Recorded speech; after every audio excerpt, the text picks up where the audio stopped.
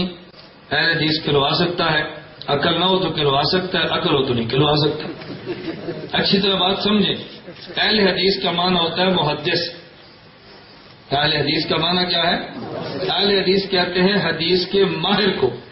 یہ میں نہیں کہتا، یہ ان کا زبیر زئی کہتا ہے، ان کے محققین کہتے ہیں تفسیر کے ماہر کو اہل تفسیر، تاریخ کے ماہر کو اہل تاریخ، اور حدیث کے ماہر کو اہل، یہ ان کے مولوی کہتے ہیں۔ تو جو حدیث کا ماہر ہو اور کہے میں اہل حدیث ہوں، وہ سچا اہل حدیث ہے، اور حدیث کا ماہر نہ ہو اور کہے میں اہل حدیث ہوں تو وہ ایک حدیث آئے وہ بھی اردو یوٹیوب بیٹھ کے کوئی جو اہل حدیث ہے یہ جھوٹا ہے، تبلیغی جماعت والے سچے ہیں، یہ بالکل جھوٹے ہیں۔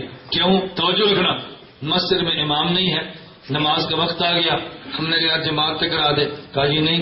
میں نے کہا کیوں؟ آپ قاری صاحب نہیں ہیں؟ کہتا میں تو قاری نہیں ہوں۔ پھر آپ نے پگڑی کیوں رکھی ہے؟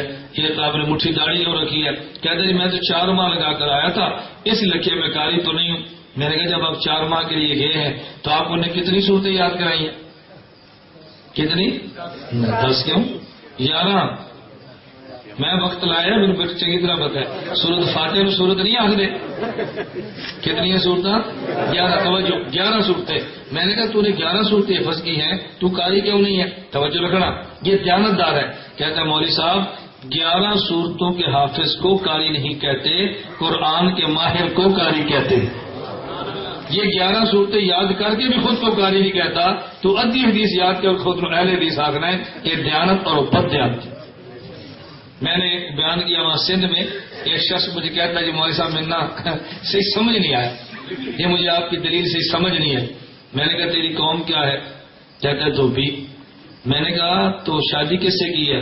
کہتا ہے جی نہ۔ میں نے کہا تیری قوم کیا ہے؟ کہتا ہے بھٹی۔ میں نے کہا شادی کس خاندان سے کی ہے؟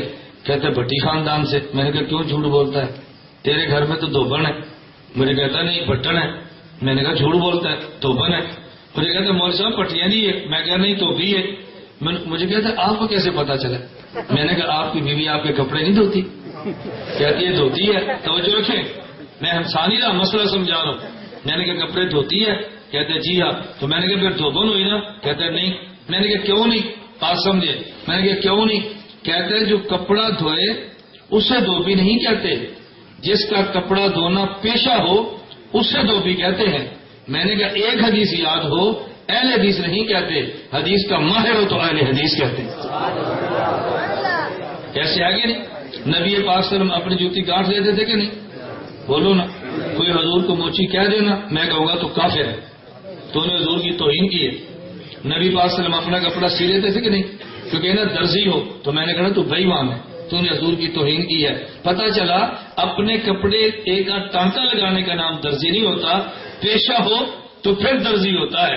اہل حدیث وہ نہیں جس کو ایک حدیث آ جائے، اہل حدیث وہ جو حدیث کا ماہر ہو۔ میں نے اس لیے کہا حدیث کا ماہر ہو اہل حدیث کے لوائے سچا ہے، حدیث کا ماہر نہ ہو اہل حدیث کے لوائے تو جھوٹا ہے۔ اس لیے میں کہتا ہوں کوڑے نے یہ جھوٹے ہیں، سچے نہیں ہیں، اس کے خلاف کوئی دلیل ہے تو پیش کرو، میں بیٹھوں آپ کو جواب دے دوں گا۔ میرے جانے کی بات نہیں کرنا، اسی ایک اور چیٹ کسی میں تو پھر کھلا موقع دیتا ہے اس سے اپنا شوق پورا کر